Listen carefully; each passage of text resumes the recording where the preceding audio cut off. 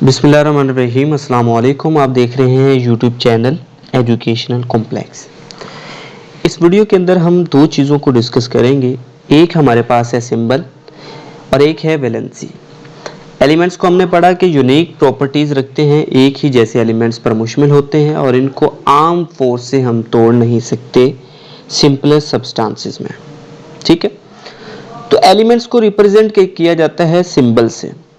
अब सिंबल जो है इसको उर्दू में हम अलामत कहते हैं। डिफाइन कैसे करेंगे? Abbreviation for the name of element. A symbol is taken from the name of element in English, Latin, Greek और जर्मन।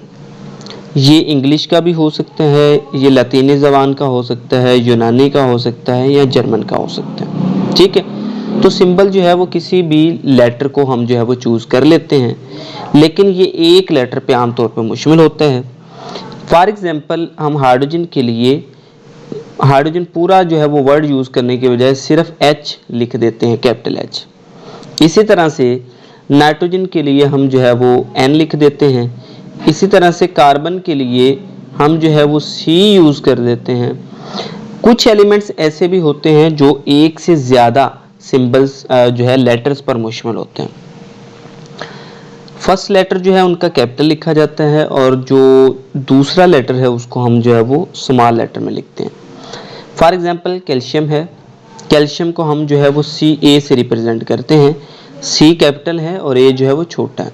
इसी तरह से सोडियम है, सोडियम को भी हमने जो है वो Na से लिखा है, N बड़ा है और A छोटा है। इसी तरह से क्लोरीन है, क्लोरीन के लिए भी हम Cl यूज़ करते हैं। आई होप सो सिंबल की आप लोगों को अच्छे से समझ आ चुकी होगी। आगे बढ़ते हैं। That is the valency. Unique property of an element is called valency. किसी भी एलिमेंट की यूनिक प्रॉपर्टी क्या होती है? वैलेंसी।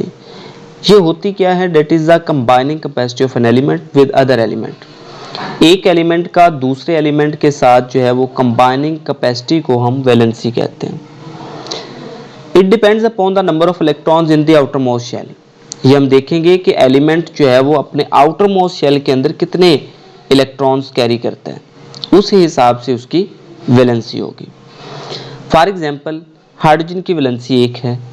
इसी तरह से अगर ये ऑक्सीजन की वैलेंसी 2 है तो इसका मतलब ये हुआ कि 2 हाइड्रोजन इसके साथ आके अटैच होंगे।